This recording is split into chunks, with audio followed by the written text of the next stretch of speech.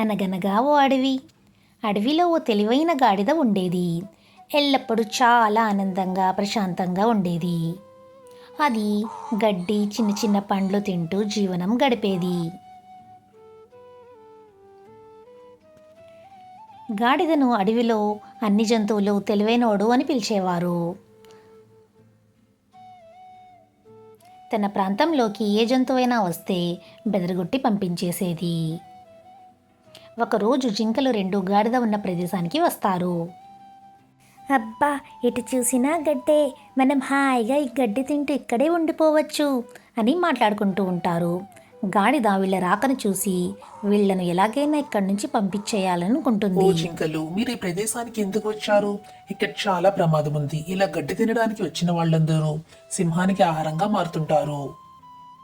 గాడిద మాటలకు జింక భయపడిపోయింది. వామ్మో, ఈ గడ్డి వద్దు, ఏమీ వద్దు, మాకు మా ప్రాణాలే ముఖ్యం అని అంటుండగా సింహం గర్జిస్తూ వస్తుండడం చూసి గాడిద జింకలను మీరు వెళ్ళి ఆ చెట్టు వెనక దాక్కోండి అని చెప్తుంది.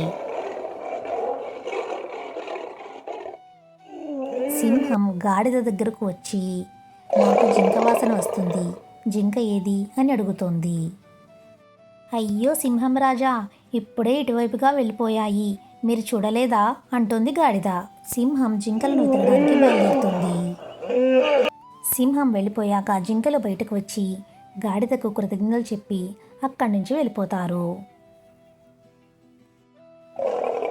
జింకలు కనిపించకపోవడంతో సింహం కోపంతో గాడిద దగ్గరకు వస్తూ ఉంటుంది.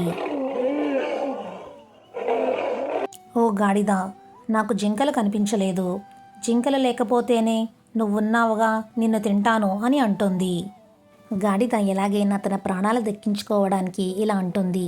నా కాలిలో ముళ్ళు గుచ్చుకుంది, చాలా నొప్పిగా ఉంది, నువ్వు నా కాలి ముళ్ళను తీసి అప్పుడు నన్ను తిను, ఎందుకంటే ఈ ముళ్ళు విషపముళ్ళు అయి ఉండవచ్చు, నన్ను తింటే ఈ విషం నీ శరీరంలోకి ఎక్కి నువ్వు కూడా చనిపోవచ్చు అని అనడంతో సింహం గాడిద మాటలు నమ్మి కాలిముళ్ళు తీయడానికి వెనక్కి వెళ్తుంది.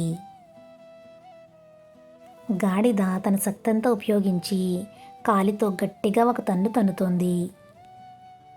గాడిద దెబ్బకు సింహం దూరంగా వెళ్ళి చెట్లలో పడిపోతుంది. గాడిద తన ప్రాణాలను దక్కించుకొని అక్కడి నుంచి వెళ్ళిపోతుంది. చూసారా పిల్లలు, కష్ట సమయం వచ్చినప్పుడు కుంగిపోకుండా భయపడకుండా తెలివిగా ఆలోచించి పరిష్కరించుకోవాలి.